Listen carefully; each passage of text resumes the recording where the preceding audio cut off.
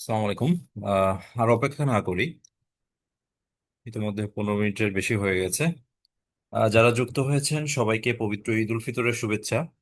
আজকে আপনাদের প্রথম সেশন। আপনাদের হয়তো বা ইনস্ট্রাকশন দেওয়া হয়েছিল যে মধুদা এমসিকিউ অ্যাপ এ সরাসরি যুক্ত হন বাটনে ক্লিক করলে আপনারা আহ, সরাসরি এখানে জুমে ক্লাস করতে পারবেন। আসলে কোনো পরীক্ষা দেওয়ার আগে কিছু প্রস্তুতি যেমন আবশ্যক, তেমনি আপনাদের অনেকেরই উচিত ছিল, যারা যুক্ত হতে পারেন নাই বা পারছেন না তাদের উচিত ছিল যে আপনাদের জুম লিংকটা গত 2 দিন যাবত দিয়ে দেওয়া হয়েছে, বা এর আগেও ছিল দেখতে পাচ্ছি আমি। তো আপনাদের একবার হলেও ওখানে ক্লিক করে দেখা উচিত ছিল যে আসলে এটা কেমন, বা আমরা পরীক্ষার আগে যে প্রস্তুতিটা আমি একটু দেখি, যে এই লিংকে ক্লিক করে আমি কিভাবে ক্লাসে অংশগ্রহণ করতে পারবো। এটাও একটা প্রস্তুতি। ঠিক তেমনি আপনাদের ভাইবার জন্য বেশ কিছু পূর্ব প্রস্তুতি গ্রহণ করতে হয়। তো আমি কথা দীর্ঘায়ন না করে ক্লাস শুরু করছি। যারা যুক্ত হয়েছেন সবাইকে ধন্যবাদ এবং শুভেচ্ছা। সবাই ভালো আছেন তো আপনারা?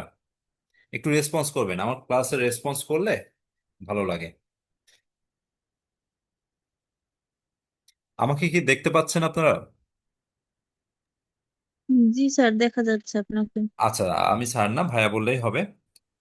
যেহেতু আপনাদের সামনে আসন্ন মিডওয়াইফারির ভাইবা আছে, এবং ভাইবাটা বিপিএসসির আদলেই হবে। এবং ভাইভাগুলো আপনারা যারা এর আগে ভাইভা দিয়ে এসেছেন আপনারা নিজেরাও জানেন ভাইভাগুলো কেমন কঠিন হয় সেখানে। তো সেভাবে আমাদের ভাইভা প্রস্তুতি সাজানো হয়। প্রতিবারই আপনারা জানেন যে আমাদের ভাইভা বোর্ডের বা মক ভাইবার একটা সুনাম আছে আলাদা। তো ভাইভা বোর্ডে যাওয়ার আগে আপনাদের বেশ কিছু মানে প্রয়োজনীয় কাজ আছে, সেগুলো অবশ্যই করে যেতে হবে, না হলে আসলে ওই যে first impression is the last impression বলে একটা কথা আছে, সেই জিনিসটা ভাইবা বোর্ডে যখনই আপনি প্রবেশ করছেন তখনই আপনার ইতস্ততা বোধ বা আপনার আহ, আঞ্চলিকতা, অথবা আপনাকে দেখেই আপনার ভাইবা বোর্ডের যে বোর্ড কর্তারা আছেন প্রথমে তারা দেখে পছন্দ, মানে তাদের একটা মাথায় গেঁথে গেল যে আপনার ভালো লাগছে না। আপনি যত ভালোই ভাইবা দেন না কেন আপনার ভাইবাটা তাদের ভালো লাগবে না, এটা স্বাভাবিক। তো আমি শুরু করছি। সেটা হলো basic concepts of midwifery viva. মানে মৌখিক পরীক্ষার জন্য আপনাদের কি ধরনের প্রস্তুতি বা কনসেপ্ট গুলো থাকা প্রয়োজনীয়। তো আপনারা যেহেতু নারী, আপনারা মিডওয়াইফ, এবং আপনাদের মিডওয়াইফারির যে ভাইবা দিতে হবে সবাই নারী, এবং সবার জন্য কমন কিছু রুলস আছে এখানে।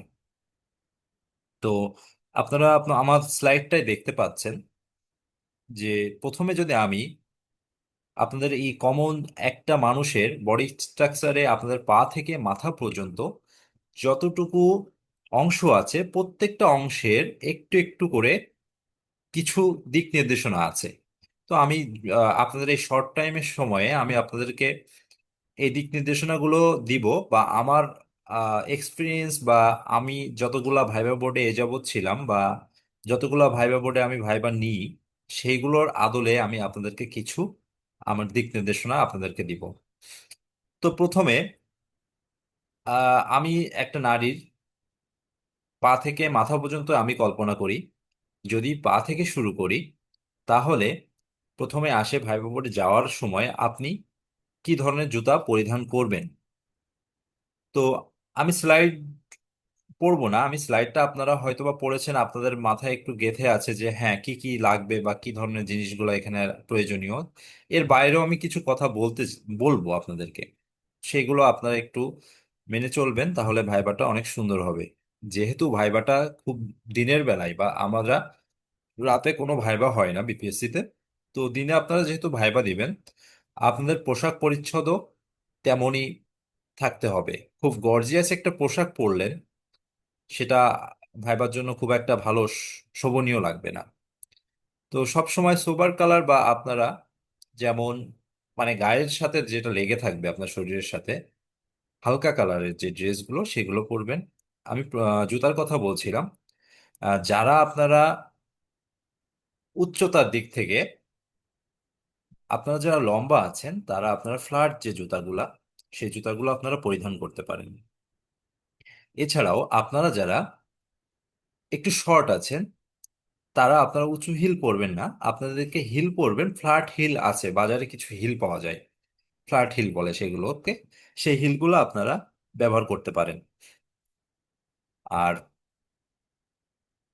এরপরে আপনাদের যে আমি স্লাইড অনুসারে যদি আপনাদেরকে বলি, লিপস্টিকের ক্ষেত্রে যেমন অনেকে আছেন খুব টকটকা লিপস্টিক পরতে পছন্দ করেন, তাদের ক্ষেত্রে বলবো একটা মার্জিত হালকা কালারের, যেটা আপনার ড্রেস বা আপনার শাড়ি অথবা আপনার সালোয়ার কামিজের সাথে যেই লিপস্টিকটা যাবে হালকা কালারের, আপনারা সেই লিপস্টিকটা আপনারা পরবেন। এরপরে শাড়ির ক্ষেত্রে আপনারা সব সময় হালকা রঙের শাড়ি পরিধান করতে পারেন। এখানে তিনটা কালার আছে, যেমন লাল, কমলা এবং ম্যাজেন্টা। এই ম্যাজেন্টা, লাল এবং কমলা, এই তিনটা কালারের ড্রেস আপনারা বা শাড়ি পরিধান করবেন না। এই তিনটা কালারের শাড়ি সবসময় চোখে পড়ে ভাইবা পড়ে। তো আপনারা এই বাদে যে হালকা কালারের শাড়ি আছে সেই শাড়িগুলো আপনারা পরতে পারেন। আর এই ভাইবা বোর্ডে আপনার শাড়ি পরিধান করা কিন্তু বাধ্যতামূলক না, একেবারেই না। আপনারা শাড়ির পরিবর্তে হালকা রঙের থ্রি পিস পরতে পারেন। অনেকেই আছেন দেখবেন যে হালকা রঙের থ্রি পিস, যেমন হালকা আকাশি কালারের থ্রি পিস পরে আসেন। হ্যাঁ, এগুলো ভাইবা বোর্ডের সাথে যায়। এরপরে আপনারা জুতার কথা আগেই বলেছি। এখন অলংকারের বিষয় আমার এর আগে কয়েকটা ভাইবা বোর্ডে যখন আমি সেশন করিয়েছিলাম তখন অলংকার সম্পর্কে আপনারা অনেক প্রশ্ন করেছিলেন। তো আমি অলংকার বিষয়ে যেটা বলবো যে মার্জিত যে দুলগুলা আছে, আমরা কানের যে মার্জিত দুলগুলা পরি সেগুলো আমরা পরবো, যেটা গায়ের সাথে মানে কানের সাথে লেগে থাকবে, বা আমরা যে টপ কানেরটা যেটা বলি সেটাও আমরা পরতে পারি। আর আপনারা অনেক সময় দেখবেন ভাইবা বোর্ডে অনেকে শাড়ি পরে, শাড়ির সাথে মুক্তার মালাটা পরে। তো এই মুক্তার মালাটা আপনারা পড়তে পারেন, এটা নিয়ে কোনো সমস্যা নাই। এরপরে আপনারা ভাইবা বোর্ডে চুলের ক্ষেত্রে অনেকে আছেন চুলটা ছেড়ে যান, আবার অনেকে আছেন কারোর সামনের চুলের এখানে কাটা থাকে, এই চুলটা আপনাদের এরকম কেটে সামনে বারবার ঝুলে। আপনারা যখন ভাইবা বোর্ডে আপনারা ভাইবা দেন তখন অনেকে আছেন দেখবেন যারা ভাইবা বোর্ডে এইভাবে চুলটাকে আপনারা এরকম সরান, সরিয়ে আবার কথা বলেন। তো এইটা ভাইবা বোর্ডে যখন ভাইবা নেওয়া হয় তখন প্রশ্নকর্তাদের কাছে একটু অশোভনীয় লাগে বা একটু আনইজি লাগে, যে আমি একজনকে একটা প্রশ্ন করছি সে বারবার হাত দিয়ে চুলটা ছড়াচ্ছে। আপনি এই চুলগুলা ছোট করবেন না, সবসময় চুল এটা বড় থাকবে, এবং আপনার যখন বেনি করবেন বা আপনার বাঁধবেন পিছনে তখন সুন্দর করে বেঁধে নিবেন। এছাড়াও শাড়ির ক্ষেত্রে আমি বলেছি, এবং ফুল স্লিভ যে ব্লাউজ আছে আপনারা এই ব্লাউজগুলো পরিধান করলে ভাই ব্যাপারে সব থেকে উত্তম এটা। ফুল স্লিভ ব্লাউজ, হাতার ব্লাউজগুলো ইউজ করবেন। আর আঙুলের যে নখটা সব সময় পরিপাটি রাখবেন। শুধু ভাইবা বোর্ড না, সব ক্ষেত্রে আপনার মানে আমাদের মানুষ হিসেবে আমাদের পরিপাটি থাকা শ্রেয়। এবং নেল পলিশের যে ক্ষেত্রে আছে, নেল পলিশের ক্ষেত্রে আপনি হালকা কালারের নেল পালিশ ইউজ করতে পারেন, তবে আমি বলবো নেল পালিশ না ব্যবহার করাই উত্তম। আপনি একটা দিন আপনার ভাইবা বোর্ডে আপনি নেল পালিশ ইউজ করলেন না, এটা আপনার জন্য খুব উপকারী হবে। আমি একটা ছবি দেখাচ্ছি আপনাদেরকে, দেখেন এইটা একটা পারফেক্ট লুক। এই পারফেক্ট লুক আপনারা দেখতে পাচ্ছেন। দেখেন মেয়েটা পা থেকে আপনার মাথা পর্যন্ত সবই দেখতে পাচ্ছেন, এবং পায়ের যে অংশটা যে জুতাটা পরেছে এটা পারফেক্ট একটা জুতা। ভাইবা বোর্ডের জন্য যে শাড়িটা উনি পরেছেন, শাড়িটাও তার হালকা রঙের শাড়ি, এবং ঘড়িটাও কিন্তু অ্যানালগ ঘড়ি। এখন কিছু ঘড়ি আছে, আমি আপনাদেরকে একটা ঘড়ি দেখাবো। প্র্যাকটিক্যালি দেখাইতে আমি একটু পছন্দ করি, যে এর আগে যারা আমার সেশনগুলো করেছেন আমি সবই প্র্যাকটিক্যালি দেখাইছি। নার্স, সিনিয়র স্টাফ নার্স যারা গতবার সিনিয়র স্টাফ নার্স হয়েছেন, আমার অনেক স্টুডেন্ট আছে, অনেক শুভাকাঙ্ক্ষী আছেন, তাদেরকে আমি বেশ কয়েকটা সেশন করিয়েছিলাম। তো আমি একটা ঘড়ি আপনাদেরকে দেখাচ্ছি, যে আমার ঘড়িটা কি দেখতে পাচ্ছেন? একটু রেসপন্স করলে ভালো হয়।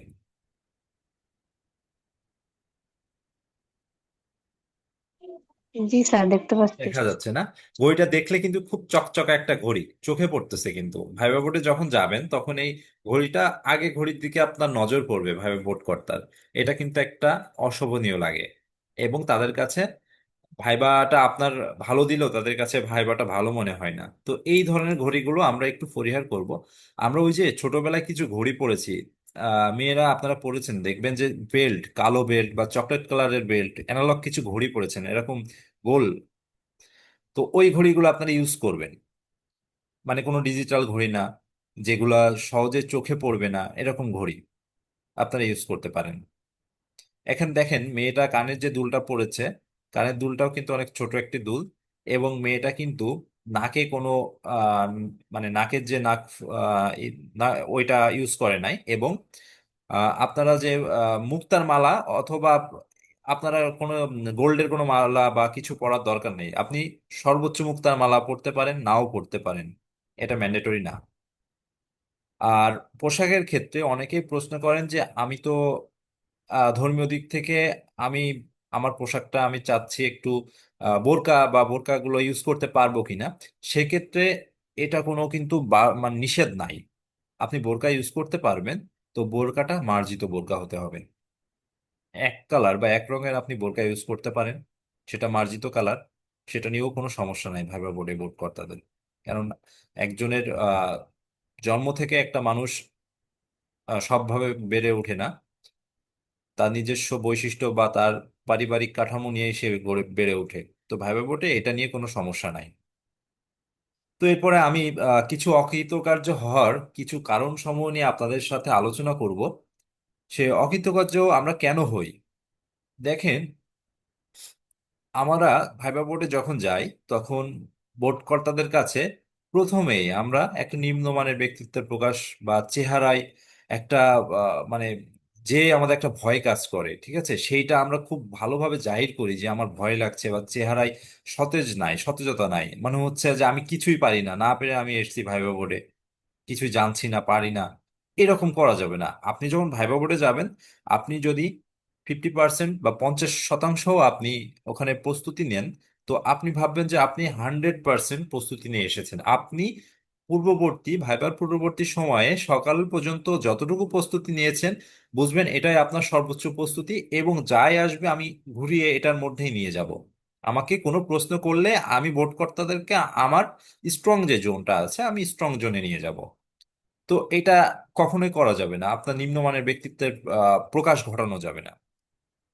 আরেকটা আছে অতি গুরুগম্ভীরতা বা অতিরঞ্জিত বা প্রবঞ্চনা বা সবজান্তা ভাব।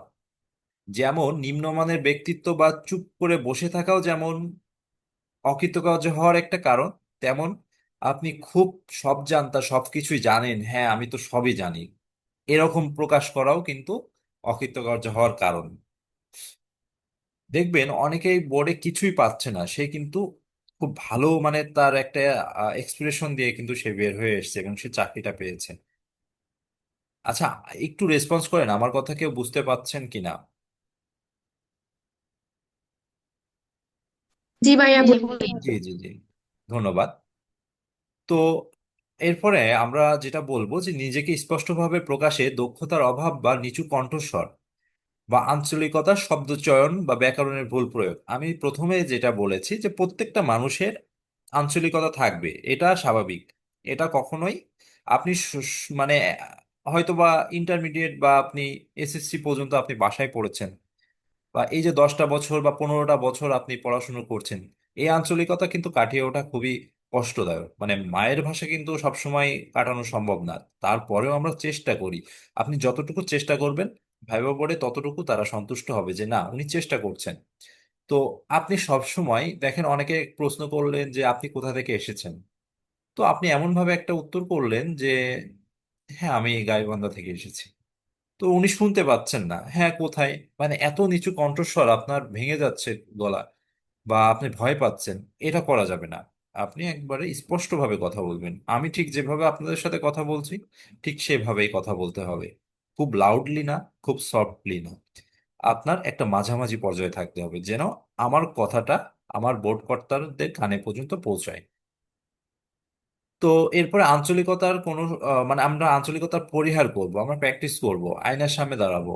আমরা ভাইবা বোর্ডের এই যে 2 তারিখে আপনাদের ভাইবা, আপনারা 1 সপ্তাহ পড়াশুনো করেন এবং প্রতিদিন 1 ঘন্টা আপনি আপনার নিজের আয়নার সামনে দাঁড়াবেন। আপনি আয়নার সামনে দাঁড়িয়ে আপনি নিজে নিজে কথা বলবেন, তাহলে আপনি বুঝতে পারবেন যে আপনার ভুল কোথায়। তো এরপরে আপনি নিজেকে স্পষ্টভাবে প্রকাশের যে দক্ষতার অভাব বা নিচু কণ্ঠস্বর, এটা বললাম। এরপরে দেখেন পেশা সম্পর্কে পরিকল্পনার অভাব, উদ্দেশ্য ও লক্ষ্যবিহীন পরিকল্পনা উপস্থাপন। দেখেন, আপনাকে, আপনি একটা পেশায় কর্মরত আছেন, সবাই আছেন, প্র্যাকটিসে আছেন সবাই, মিডওয়াইফ হিসেবে আছেন। তো আপনাকে বললো আপনি কোন প্রতিষ্ঠান থেকে এসেছেন, বললেন। এবার বললো আপনার প্রতিষ্ঠানে তাহলে আপনি কি কি কি ধরনের কাজ করেন, একটু আমাদেরকে যদি 1 মিনিট বলতেন। তো আপনি নিজের প্রতিষ্ঠান সম্পর্কে আপনি জানেন না, আপনি কি কাজ করেন সেই কাজটা আপনি ভালোভাবে তাদেরকে প্রকাশ করতে পারেন নাই। তারা জানছে, কিন্তু তারা জানে যে আপনি একটা প্রতিষ্ঠানে কর্মরত, আপনি সব কাজই পারেন, কিন্তু আপনার প্রকাশের যে অভাবটা আপনি করতে পারছেন না। এই যে পরিকল্পনা বা আপনার পেশা সম্পর্কে না জানা, এটাও কিন্তু একটা অকৃতকার্য হওয়ার গুরুত্বপূর্ণ কারণ।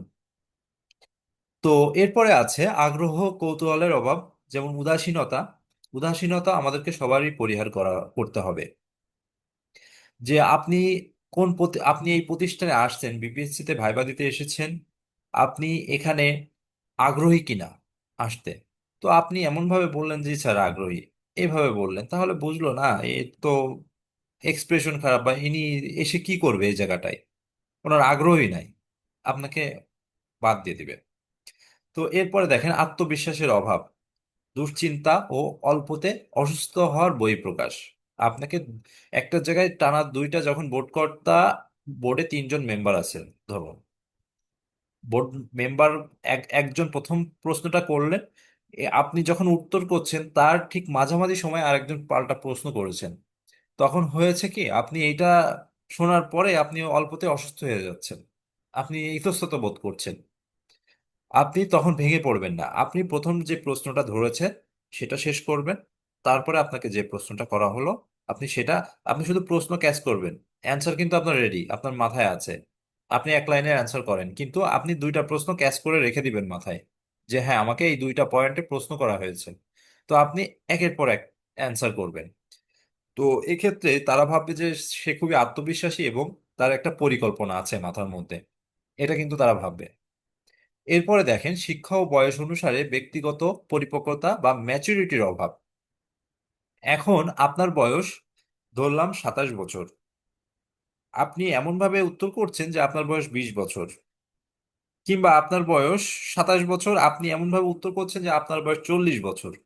এই যে ম্যাচুরিটির একটা তারতম্য ঘটছে এখানে দুইটার মাঝে, এটা করা যাবে না। এরপরে যে আমরা দেখছি যে সৌজন্যবোধের যে ঘাটতি, আমাদের সৌজন্যবোধটা দেখাতে হবে। আপনি কতটুকু সৌজন্য, বা আপনার সৌজন্যবোধ কতটুকু, এই সৌজন্যতা আপনার ভাইবা বোর্ডে আপনাকে দেখাতে হবে, সেটা খুবই ধৈর্যশীল ভাবে। যেমন কোনো প্রশ্ন করলে আপনি প্রশ্নটা খুব সুন্দর করে উত্তর করবেন, একের পর এক উত্তর করবেন, যে আপনি পয়েন্ট দিয়ে দিয়ে কথা বলতে পারেন। এটার পরে যে আমি মাথায় মানে একটা প্ল্যান করে নিব, যখন আমার সম্পর্কে জিজ্ঞেস করবে, তখন আমি প্রথম এই লাইনটা বলবো যে আমার নাম কি, আমার বাসা কোথায়, বা আমি কিসে পড়াশোনা করেছি। একের পর এক সিকোয়েন্স অনুসারে আপনার মাথার ভিতর গাঁথা থাকবে, যে একটা দেখবেন হেডওয়ার্ড যেটা বলে, যে প্রত্যেকটা সেন্টেন্সের বা প্রত্যেকটা বাক্যের একটা একটা অংশ আছে, ওই মূল অংশটা আপনি মাথায় গেঁথে রাখবেন, বা আপনি একটু নোট করে করে যাবেন, যে আমাকে যখনই এই প্রশ্নটা করবে। ভাইবা বোর্ডে কিছু কমন প্রশ্নই থেকেই যায়, আপনারা এটা জানেন, যে আপনি কোথা থেকে এসেছেন, আপনি কেন এই চাকরিতে যোগদান করবেন, এবং এই চাকরি সম্পর্কে আপনার অভিজ্ঞতা কি, বা এই চাকরি সম্পর্কে আপনি কিছু জানেন কিনা, বা আপনি পূর্বে কোন চাকরি করে এসেছেন সেই চাকরি সম্পর্কে আপনাকে জিজ্ঞেস করবে। এর বাইরে আর সর্বোচ্চ প্রশ্ন করতে পারে যে আপনি আপনার জেলার বিখ্যাত ব্যক্তি, বিখ্যাত স্থান, বা আপনি আপনার এলাকার যেই হসপিটালটা আছে বা মেডিকেলটা আছে, এই মেডিকেল প্রধানের নাম কি, এবং এটি কোথায় অবস্থিত, এইটুকু। তো এই জিনিসগুলো আপনি একটু জেনে যাবেন। এরপরে যে পূর্বে নিয়োগকর্তা বা ঊর্ধ্বতন কর্তৃপক্ষ সম্পর্কে দোষারোপ করা, এটা খুবই গুরুত্বপূর্ণ একটা পয়েন্ট, যে কেন অকৃতকার্য মানুষ হয়। দেখেন, আপনাকে ভাইবা বোর্ডে বিভিন্নভাবে আপনাকে তারা টাস্ক করতে পারে। হ্যাঁ, আপনি তো এখানে আসতে চাচ্ছেন, আচ্ছা আপনাদের যে ওই যে মেডিকেল যেখানে জব করেন, ওই আমি শুনেছি যে ওই মেডিকেলের না ওই ইউনিটের যিনি প্রধান আছেন, ওই ডিপার্টমেন্টের যিনি প্রধান, উনি না একটু কেমন জানি, তাই না? তখন আপনি তার কথায় সুর মিলায় মিলায় আপনি বলে দিচ্ছেন যে হ্যাঁ হ্যাঁ স্যার উনি তো ভালো না বা এরকম। এই যে দোষারোপ করা আপনার কিন্তু অকৃতজ্ঞ হওয়ার একটা কারণ এখানে। কেননা আপনি যখন এখানে জয়েন করবেন, তখন কিন্তু তাহলে আপনি ঠিকই তারা ভাববে যে এই প্রতিষ্ঠানে আপনি আবারও দোষারোপ করতে পারেন। তো এইগুলো আপনাকে একটু মেনে চলতে হবে বা এগুলো পরিহার করতে হবে। তো এরপরে আছে নিয়োগকর্তার সাথে চোখে চোখ না রেখে বা আই কন্ট্যাক্ট অসংলগ্ন উত্তর দেওয়া। দেখেন আমি আপনার সাথে কথা বলছি, এই যে এখন কিন্তু ঠিকই চোখে চোখ রেখে কথা বলছি, ঠিক এইভাবেই আপনার চোখটা খুবই নম্রতার সাথে আপনার যিনি টিচার আছেন বা আপনার বোর্ডকর্তা আছেন তাদের চোখে চোখ রেখে খুব সুন্দর পোলাইটলি আপনি উত্তরগুলো করবেন। তো আপনি যদি এইভাবে কথা বলেন বা এইভাবে কথা বলেন, আমি যদি এইভাবে কথা বলি আপনার শুনতেই কিন্তু বিরক্ত বোধ লাগবে যে না আপনার নিজেরই এই যে আমি শিখাচ্ছি বা আমি বলতেছি এগুলো আপনার মাথায় ক্যাচ করবে না। না স্যার তো এদিকে তাকায় কথা বলে বা ভাই এদিকে তাকায় কথা বলে, আমি মানে শোনাটা আপনার খুবই গুরুত্বপূর্ণ একটা বিষয় নিয়েও কথা বললে আপনার ভালো লাগবে না। তো সবসময় চোখে চোখ রেখে কথা বলতে হবে। তো এরপরে আছে নিজ কর্মক্ষেত্র বিষয়ে প্রয়োজনীয় জ্ঞানের অভাব। শুরুতেই বলেছি নিজ কর্মক্ষেত্রের আপনার যে কর্মক্ষেত্রে এখন আছেন তার প্রতিষ্ঠাতা সাল, তারপরে প্রধানের নাম, এরপরে এটি কোথায় অবস্থিত, এর ইতিহাস কি সংক্ষিপ্ত আকারে একটু জেনে যাবেন। এরপরে নিজস্ব যোগ্যতার বদলে পরিচিত কোনো বিশেষ ব্যক্তির পরিচয়কে কাজে লাগানোর চেষ্টা করা। তো এই এই কথাটা আমি না বোঝালেও হবে, আপনারা নিজেরা বুঝতে পারছেন যে এখানে কোনো রাজনৈতিক ব্যক্তিত্ব বা কোনো মনে হয় যে না এখানে আমি এনার কথা বললে বা আমি এনাকে একটু টাকা দিয়ে এসেছি যে এনার কথা আমি বলবো ভাইবা বোর্ডে যিনি এই এই পোস্টে আছেন, তাহলে হয়তো বা চাকরিটা হয়ে যাবে। আমার এলাকার অমুক লোক, অমুক বিখ্যাত ব্যক্তিত্ব, ইনি আমার দুঃসম্পর্কের আত্মীয়, এগুলো বলা যাবে না ভেবে বটে, এগুলো পুরাটাই পরিহার করতে হবে। তারপরে নিয়োগকর্তা চাকরির কর্মস্থল হিসেবে যেখানে প্রেরণ করতে চাই সেখানে যেতে অনীহা প্রকাশ করা। এটা অবশ্যই সবাই জানা, আপনারা নিজেরাও জানেন। যদি আপনাকে বলা হয় আমাদের 64টি জেলায় আপনি যে কোনো জায়গায়, আমি যদি আপনাকে খাগড়াছড়ি পোস্টিং দিই, আপনার বাসা রংপুরে, আমি খাগড়াছড়িতে পোস্টিং দিই, তাহলে আপনি চাকরি করবেন কিনা? তখন আপনার উত্তরটা করতে হবে স্যার আপনি আমাকে যে কোনো জায়গায় পোস্টিং দিলে আমি করতে রাজি আছি। আমি মানুষের বা জনগণের সেবা করতে যে কোনো জায়গায় আমি আমার চাকরি করতে আমি সদা প্রস্তুত। ঠিক এভাবে বললেই হবে। এরপরে দেখেন নিয়োগকর্তাদের সাথে অযথা তর্কে লিপ্ত হওয়া। ধরেন আপনার নিয়োগকর্তার একটা প্রশ্ন আপনার বা একটা উত্তর ভুল বললেন, যিনি ভাইবা বোর্ডে আছেন তার সবকিছু জানা থাকবে না, এটা স্বাভাবিক, বা তিনি ইচ্ছাকৃতভাবে একটা প্রশ্ন ভুল করলো। তো এমন ভাবে তার সাথে তর্ক মানে কথার উত্তর দিচ্ছি যেন একটা তর্কে লিপ্ত হয়ে গেছি আমরা, এটা করা যাবে না। গঠনমূলক স্যার এটা আপনি সঠিক স্যার, কিন্তু আমার মনে হয় স্যার আমার কাছে একটা উত্তর আছে, যদি স্যার ভালো লাগে আমি একটু শেয়ার করতাম আপনাদের কাছে যে এই প্রশ্নটার উত্তর স্যার আমার মনে হচ্ছে যে আমি এভাবে বললে এটা ভালো হয় স্যার, এটা আপনি সঠিক, মানে ওনাকেই সঠিক বলে আপনি আপনার প্রশ্নটা কিন্তু তার মাথার উপর ফেলে দিলেন আপনার উত্তরটা। তো এরপরে আছে কথা কাজে ও ব্যবহারে অলসতার অভাব। আপনি এমন ভাবে প্রশ্নের উত্তর করছেন যে গাটা হেলে দুলে এভাবে কথা বলছেন, এই হাতটা টেবিলের উপরে রাখা, আপনার ফাইলটা টেবিলের উপরে আছে, আপনার হাতটাও টেবিলের উপরে, এভাবে না। আপনি খুব সুন্দরভাবে আপনার হাত দুটো এক করে আপনি আপনার যে চেয়ারে বসে আছেন ওই চেয়ারের ওখানে নিচে হাতটা রাখতে হবে আপনার, আহ পায়ের উপরে হাতটা রাখবেন। আপনি কখনো ডেস্কের উপরে হাত রাখবেন না, এটা খুবই গুরুত্বপূর্ণ। তো এরপরে আমরা দেখতে পাচ্ছি যে নিজস্ব মতামত বা সিদ্ধান্তে একরোখা মনোভাবের বহিঃপ্রকাশ, এটা বলেছি। সমালোচনা সহ্য করতে অসমর্থ হওয়া, ওই যে স্যার একটা তর্ক করলেন আপনার সাথে, এটা আপনি সহ্য করতে পারছেন না, ঠিক আছে, এটা এটা না, এটা করা যাবে না। এরপরে অভিজ্ঞতার মূল্যকে অবমূল্যায়ন করা। এরপরে ধারণা বিরোধী মানে চিন্তাধারার বহিঃপ্রকাশ। আপনার একটা বিষয়ে ধারণা নাই কিন্তু আপনি সেই বিষয় নিয়ে কথা বলছেন, বারবারই আপনি ভুল বলছেন, এটা বলা যাবে না। আপনার যতটুকু জানা যে যদি উত্তর জানা আপনার না থাকে অত্যন্ত বিনয়ের সাথে আপনি বলবেন যে দুঃখিত স্যার আমার এই বিষয়ে জানা নেই, বা সরি স্যার এই মুহূর্তে মনে করতে পারছি না। এটা বলাতে উনি বুঝবে যে আপনি আসলেই বিষয়টা হয়তো বা জানেন, আপনার এই মুহূর্তে মনে নাই বা এত সুন্দর করে আপনি বলছেন, তারা কিন্তু বাধ্য। তারা নিজেরাও জানেন যে সব প্রশ্নের উত্তর আপনি পারবেন না। তো মৌখিক পরীক্ষার কিছু প্রয়োজনীয় প্রস্তুতি সম্পর্কে আমি একটু জানিয়ে দিব। সেটি হচ্ছে পূর্বের রাতে আপনার যে অভিজ্ঞতা,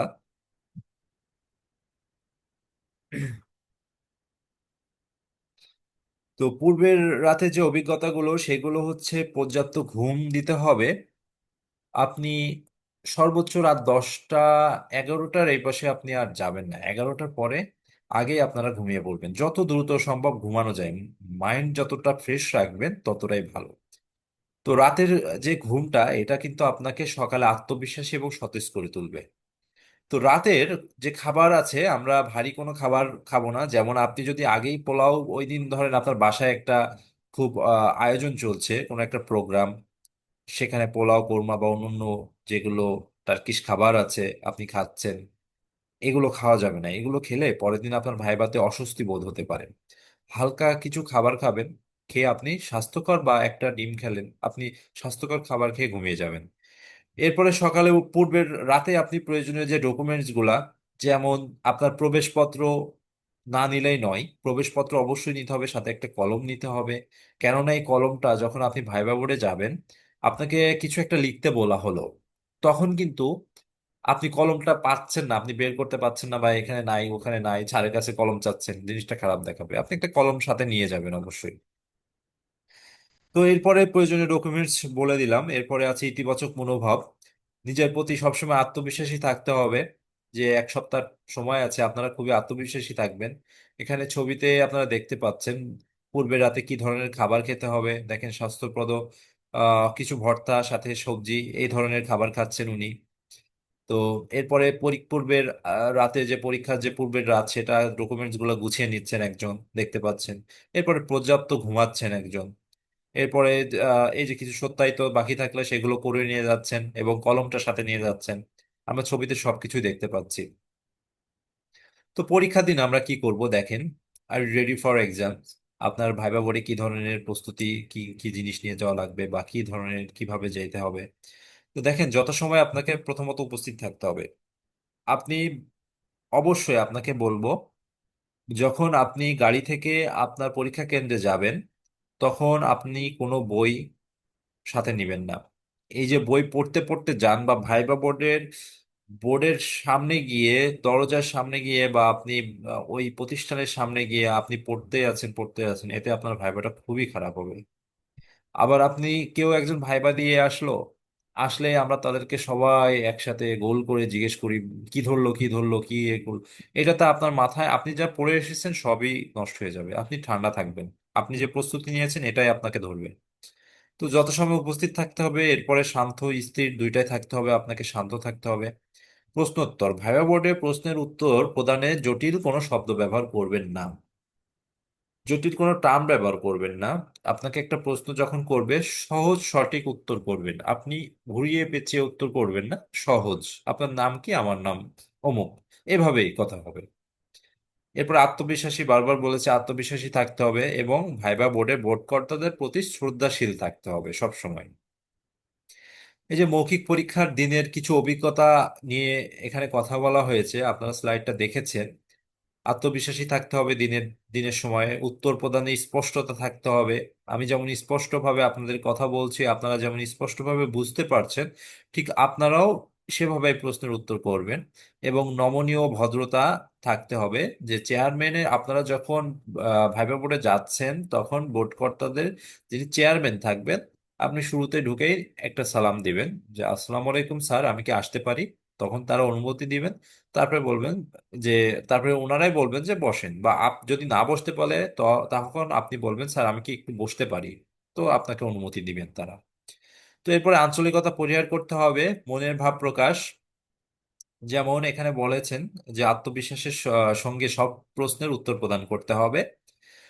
আর কোনো প্রশ্ন যখন ইংলিশে বা ইংরেজিতে প্রশ্ন করবে আপনাকে, তখন আপনি সবসময় ইংরেজিতে প্রশ্নের উত্তর করবেন। কোনোটা এগ্রি না করলে সেটা ডিসএগ্রি করবেন, সেটা ইংলিশে করবেন। কিছু শিখে নিবেন, 2-3 লাইন শিখে নিবেন আপনারা ইংলিশে, যে না পারেন। এবং যিনি পারেন তিনি ইংলিশে কথা বলবেন। এবং যদি আপনি ইংলিশে অ্যান্সার না করতে পারেন তাহলে আপনি বলবেন যে স্যার আমি প্রশ্নটার উত্তর যদি একটু বাংলায় করতে পারতাম আপনাদের অনুমতি নিয়ে তাহলে আমার জন্য সুবিধা হতো, তখন আপনি অনুমতি নিয়ে আপনি বাংলাতে উত্তর করবেন। আই কন্টাক্ট নিয়ে আমি বারবার বলেছি, আই টু আই থাকবে, আপনার চোখ টু তার চোখে থাকবে, ভাইবা বোর্ডের বোর্ড কর্তার চোখে থাকবে, যিনি প্রশ্ন করবেন তার চোখের দিকে থাকবে। হ্যাঁ, তারপর প্রয়োজনীয় উপকরণ যেমন বল পেন নিতে বলেছি, সাথে বল পেন নিবেন অবশ্যই, এবং ইতিবাচক উত্তর প্রদান করবেন। এবং মৌখিক পরীক্ষার পরে আপনার সব থেকে গুরুত্বপূর্ণ হচ্ছে আপনি নিজেকে ধন্যবাদ দিবেন। আপনি যদি একটা প্রশ্নের উত্তরও পারেন তাও আপনি স্যাটিসফাইড, তাহলে আপনার ভাইবাটা ভালো হবে এবং আপনি দুশ্চিন্তাগ্রস্ত হবেন না কখনোই। ভাইবা দিয়ে এসে নিজেকে একটা থ্যাঙ্কস দিবেন যে ঠিক আছে আমি খুব ভালো ভাইবা দিয়েছি। আর নিজের সম্পর্কে জানা, আপনার নিজের সম্পর্কে জানা যেমন শিক্ষাগত যোগ্যতা, অভিজ্ঞতা, শখ। আপনার শখ জিজ্ঞেস করতে পারেন যে আপনার দুইটা বা পাঁচটা শখের কথা বলেন, বা আপনার শখ কি। তখন আপনি বলবেন যে আচ্ছা আমার প্রথম শখ হচ্ছে মানুষের সেবা করা, এবং আমি সেবা করতে চাই বিধায় স্যার আমি এই প্রফেশনে আসতে চাই এবং আমি এই প্রফেশনে এসেছি। আমি ছোটবেলা থেকে আমার ইচ্ছা যে একজন মিডওয়াইফ হিসেবে আমি মানুষকে সবসময় সহযোগিতা করব। তো এরপরে সাম্প্রতিক ঘটনা যেমন আন্তর্জাতিক বিষয়ের উপরে একটা ক্লাস আছে আপনাদের, সাম্প্রতিক ঘটনা সহ। সেই ক্লাসটা হয়তো বা আমি নিতেও পারি, নাও নিতে পারি, অন্য কেউ যদি নেয় তাহলে উনি খুব ভালো নিবেন। তারপরে প্রশ্ন না বুঝলে অবশ্যই আমাদের করণীয় হচ্ছে নিজের কোনো দ্বিধা না রেখে বিনয়ের সাথে বলতে হবে, প্রশ্ন শ্রবণে মনোযোগী হতে হবে। আমি এটা বারবার বলেছি যে যিনি প্রশ্ন করবেন, দেখেন একটা ছবিতে দেখাচ্ছে যে প্রশ্ন করছেন উনি কিন্তু স্ট্রেট হয়ে বসে আছেন যিনি ভাইবা দিচ্ছেন। তো প্রশ্নকর্তারা প্রশ্ন করলে আপনাকে মনোযোগ সহকারে সেটা শুনতে হবে, উনি মনোযোগ সহকারে শুনছেন। ঠিক এভাবেই তার হাতটা দেখেন, আমি যেভাবে কথা বলেছি আপনাদের, তার হাত কিন্তু আমাদের ভাইবারের যে ডেস্ক আছে ডেস্কের উপরে বা টেবিলের উপরে কিন্তু রাখা নাই।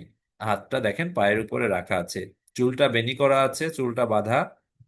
দেখেন উনি একটা স্যুট পরে ভাইবা দিচ্ছেন, এটা বাইরের দেশে। আপনারাও চাইলে স্যুট পরতে পারেন, আর যদি সব থেকে বেটার হবে শাড়ি পরা। শাড়ির সাথে আপনি একটা যদি হিজাব পরেন, হিজাবটাও কিন্তু হালকা কালারের পরতে হবে। দেখেন আপনি একটা শাড়ি পরছেন, আমি বললাম হালকা কালার একটা শাড়ি পরলেন, হিজাবটা পরলেন হলুদ কালারের, টকটকা হলুদ কালার, এটা কিন্তু হবে না। শাড়ির সাথে ম্যাচিং একটা আপনি হালকা কালারের হিজাব পরবেন। তো এখানে কিছু কথা বলা আছে ভাইবা বোর্ডে সবসময় কমন প্রশ্ন, যে নিজের সম্পর্কে বলুন, আপনার নামের কোনো অর্থ আছে কিনা, থাকলে বলেন। আজকে আপনার জেলা সম্পর্কে বলুন আজকে, এবার আপনার জেলার বিখ্যাত কয়েকজন ব্যক্তির নাম বলুন, আপনার বয়স, জন্ম তারিখ সম্পর্কে। আবার জিজ্ঞেস করতে পারে যে আজ বাংলা হিজরি কত তারিখ। আপনি কি কোনো দৈনিক পত্রিকা পড়েন? এই পত্রিকার সম্পাদকের নাম জিজ্ঞেস করবেন। যে কোনো একটা পত্রিকার সম্পাদকের নাম জিজ্ঞেস করে পড়ে যাবেন আপনারা, প্রথম আলো পত্রিকা যেমন মতিয়ার রহমান, এভাবে পড়ে যাবেন। আপনার পরিবার সম্পর্কে বলুন। তো এইভাবে আছে, আপনাদের স্লাইডে সবকিছু দেওয়া আছে, আপনারা দেখে যাবেন। সব থেকে গুরুত্বপূর্ণ বিষয় হচ্ছে আপনার আরেকটা প্রশ্ন জিজ্ঞেস করতে পারে যে আজকে বাংলাদেশের প্রধানমন্ত্রী কোথায় আছেন বা বাংলাদেশের রাষ্ট্রপতি কোথায় আছেন। লাস্ট যে ভাইবাটা হয়েছে, কিসের জন্য একটা বোর্ডে ছিলাম আমি, ওখানে একটা প্রশ্ন করা হয়েছিল যে আজ আহ মাননীয় উপদেষ্টা, প্রধান উপদেষ্টা কোথায় আছেন। এটা আপনারা জেনে যাবেন যে ওই দিনে কোথায় আছেন, সকালের পত্রিকা বা রাতের পত্রিকাটা দেখে যাবেন বা নিউজ ফিডে দেখে যাবেন। তো সবাইকে ধন্যবাদ, সবাই ভালো থাকবেন। আম, আর কারো কিছু প্রশ্ন থাকলে বলতে পারেন আমাকে। ভাইয়া আমার একটা কোয়েশ্চেন ছিল। জি জি বলুন। আমাদের হচ্ছে বিজ্ঞপ্তিতে উল্লেখ আছে যে চাকরিরত প্রার্থীকে অবশ্যই রিলিজ লেটার হচ্ছে করতে হবে, দাখিল করতে হবে। যদি না দিতে পারি সেক্ষেত্রে বাদ পড়ার মানে বাদই দিবে, এরকম উল্লেখ আছে আর কি। হ্যাঁ হ্যাঁ তো রিলিজ। আমরা যারা এনজিওতে হুম হুম, জি জি বলেন। যারা আমরা হচ্ছে এনজিওতে আছি, আমাদেরকে তো হচ্ছে মানে রিজাইন না দেওয়ার আগে রিলিজ লেটার দিবেই না, এরকম আচ্ছা, এখানে একটা মানে কথা। বলেই দেওয়া। হ্যাঁ, এটা রিলিজ লেটার বলতে এখানে আপনি ওখান থেকে একটা প্যাডে লিখে নিবেন যে আমি বর্তমানে এই প্রতিষ্ঠানে কর্মরত আছি। কারণ আপনার চাকরি হবে কি হবে না এটা তো শিওর না, তাই না? আপনার মিডওয়াইফারিতে ভাইবা দিচ্ছেন বিপিএসসি, আপনাকে নিবে কি নিবে না এটা শিওর না। আপনাকে হ্যাঁ, যেটা বলা হয়েছে, হ্যাঁ ভাই এটাও তো হ্যাঁ সেটা হচ্ছে একটা ছাড়পত্র, মানে আপনি একটা প্যাডে লিখে দিবেন যে আমার প্রতিষ্ঠানে এত তারিখ থেকে এত সাল থেকে এত সাল পর্যন্ত কর্মরত আছেন, এবং এই আমি তার সর্বাঙ্গীন মঙ্গল কামনা করি। ঠিক আছে, এইভাবে একটা আপনার লেটার নিয়ে যাবেন সেখানে। ঠিক আছে। আপনি যদি এটা উল্লেখ নাও করে থাকেন, আপনি যদি অ্যাপ্লাইয়ের সময় কি এটা উল্লেখ করেছিলেন যে আপনি কোথাও কর্মরত আছেন? হ্যাঁ ভাইয়া, ওইটা আমি উল্লেখ করেছিলাম। আর তাহলে সেখান হচ্ছে থেকে। আপনি যেভাবে বলছেন জি জি। ওই রকম একটা কনসার্ন হচ্ছে ফরম্যাট আমি ঠিক হুম, হচ্ছে জি জি। এক্সপিরিয়েন্স লেটারের মতো আমি ওইরকম একটা হচ্ছে হুম, ভাইবা ইয়েতে যখন হচ্ছে পাইবার জন্য আমাদের কাগজপত্র জমা দিতে বলছিল তখন দিছি। আমি কি ওটাই নিলে হবে জি জি, ওটাই নাকি নিবেন। আলাদা? ওটাই নিবেন। এখন আপনি কি রিলিজ বলতে আপনি কি রিজাইন দিয়ে চলে যাবেন নাকি, এটা না। রিলিজ যে লেটারটা দিয়েছে আপনার বলবেন আমি তো স্যার এনজিও তে আমাদের এটাই এই ফরম্যাটটাই কাজে লাগে বা এই ফরম্যাটটাই দেয় আমাদেরকে। এনজিওর যে প্যাড আছে ওই প্যাডে আপনি ওখানে যে এনজিওর যে মেম্বার আছেন তিনজন চারজন তাদের ওখানে সিল করে আপনি বা সাইন করে নিয়ে যাবেন, যারা ম্যানেজার আছেন এনজিও। আচ্ছা ভাইয়া, থ্যাংক ইউ। আর ভাইয়া একটা জি জি। ভাইয়া ওখানে হচ্ছে আরেকটা আরেকটা পয়েন্টে উল্লেখ আছে যে স্বায়ত্তশাসিত আধা সরকারি তারপরে হচ্ছে সংবিধিবদ্ধ প্রতিষ্ঠানে চাকরিরত অবস্থায় বিপিএসসি ফরম্যাট কর্তৃক মানে ওই রকম ঠিক ওই ফরম্যাটে আমাদের একটা হচ্ছে ছাড়পত্র লাগবে। এটা তো এনজিওর ক্ষেত্রে লাগবে না, তাই না ভাইয়া? না, এটা আপনারা যে আপনি যে এক্সপিরিয়েন্স লেটারটা নিয়েছেন সেটা ওটা নিতে হবে, বুঝতে পারছেন? আর বিপিএসসি কোনো ফরম্যাট দিয়েছে কিনা আপনাদেরকে? আমার জানা মতে একটা ফরম্যাট দেওয়া হয়, বুঝছেন? ওখানে আসলে উল্লেখ আছে বলেন, যে হ্যাঁ বিপিএসসি। জি জি, ওই ফরম্যাটে আপনি করে নেবেন ওখান থেকে। আমি একটু আচ্ছা, আমি আমাদের যারা টিম মেম্বার জি আছেন ভাইয়া। আমি বলে দিব। ভাইয়া, এর আমি এটা একটু বলতে পারি? হ্যাঁ, আমি জি জি। আমি না বলছিলাম। জি জি, হ্যাঁ হ্যাঁ আপু বলেন।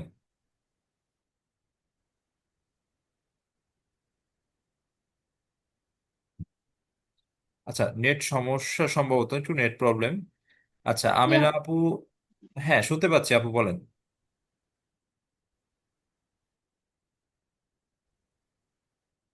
আচ্ছা, আপুর হয়তো বা একটু নেট প্রবলেম, আপু এটা আপনাদেরকে গ্রুপে শেয়ার করবেন বা গ্রুপে লিখে দিবেন। আচ্ছা, আমি এটা একটু বলি। হ্যাঁ, যেহেতু আমি পরীক্ষার্থী ছিলাম। জি আমিনা আপু, আপনার সম্ভবত নেট প্রবলেম। ভাইয়া, আমার হচ্ছে একটা প্রশ্ন ছিল। জি জি। ভাইয়া, আমাকে শুনতে পাচ্ছেন? আমার একটা প্রশ্ন ছিল ভাইয়া। আপনার সম্ভবত নেটওয়ার্ক ইস্যু, আমি শুনতে পাচ্ছি না সেভাবে। হ্যাঁ জি বলেন, এবার বলেন।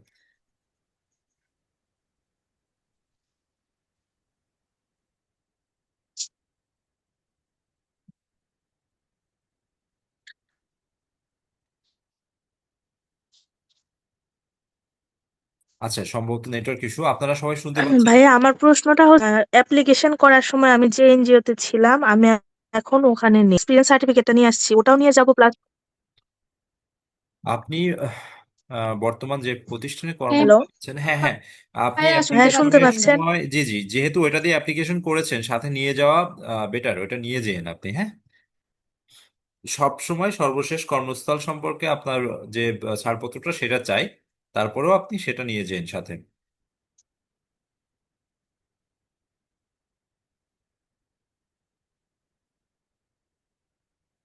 আচ্ছা, আর কারোর কোনো প্রশ্ন জানার আছে কিনা?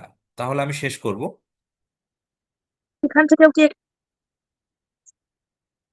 জি, আপনার সম্ভবত একটু নেটওয়ার্ক ইস্যু। আচ্ছা, সবাই আমাকে শুনতে পাচ্ছেন? আপনি যে কেউ একজন আমাকে বলেন, না হলে আমারই হয়তো বা নেট প্রবলেম হতে পারে কিনা।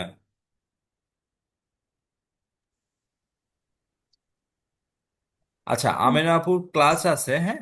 আমেনা জি আপুর হ্যাঁ। ক্লাস আছে। তো আর আমেনা আপু যেদিন ক্লাস থাকবে সেদিন সবকিছু নিয়ে আলোচনা করবে। আজকে যেহেতু ফার্স্ট ক্লাস, ফার্স্ট ক্লাসে আমি কিছু কনসেপ্ট আপনাদের মাথায় ধরিয়ে দেওয়ার চেষ্টা করেছি। মানে ক্লাস কেমন লাগছে আপনাদের বা সেশন কেমন মনে হয়েছে বলেন আপনাদের। আপনাদের সাথে তো সেভাবে কথা বলা হয় না, যারা সিনিয়র স্টাফ নার্স তাদের সাথে বেশি কথা বলা হয়, এবং যারা প্রাইমারি ভাইবা দেন তাদের সাথে কথা বলা হয় মাঝে মাঝে।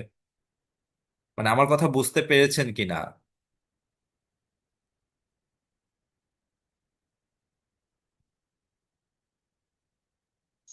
জি ভাইয়া, বুঝতে পেরেছি। আপনার ক্লাস ভালো লেগেছে আমার।